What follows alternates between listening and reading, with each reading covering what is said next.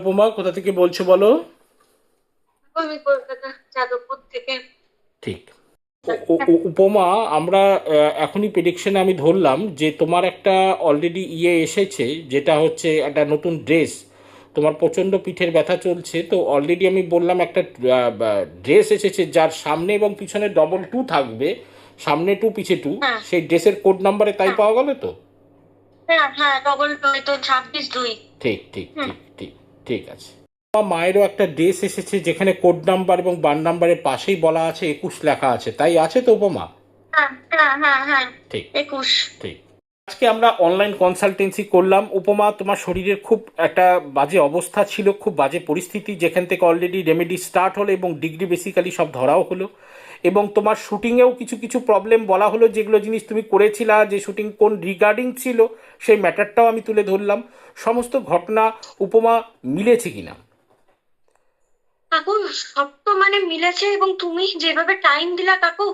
ঠিক হ্যাঁ, নাহলে তো আমি মরে যেতাম। আমি পারছি না, এখনো বসে দেখতে পাচ্ছি না নিচে। ঠিক। তো বলেন না, আমার বাবা বলো। হ্যাঁ, আমি এখন তাড়াতাড়ি সুস্থ হলে একটু বলি আমি খুশি। একদম একদম। এবং এবং কমল, যেগুলো জিনিস বলা হলো সব মিলেছে তো? হ্যাঁ, হ্যাঁ, হ্যাঁ, একদম একদম। ঠিক আপনি ঠিক শুধু আশীর্বাদে হাত তালি মাথায়। ঠিক ঠিক ঠিক আছে কমল। ইতি কোথায় আছে? ইতি আজকে আর সমস্ত ঘটনা ধরা হলো এবং খুব সিরিয়াস, বাড়িতেও একটা প্রবলেম হয়ে আছে শরীরে, হেলথ রিগার্ডিং সমস্ত কিছু বলে দেওয়া হলো এবং সমস্ত রেমেডিস প্রোভাইড অলরেডি করে দেওয়া হলো তৎক্ষণাৎ ঘরের মধ্যে কিছু কিছু জিনিসের মাধ্যম দিয়েই।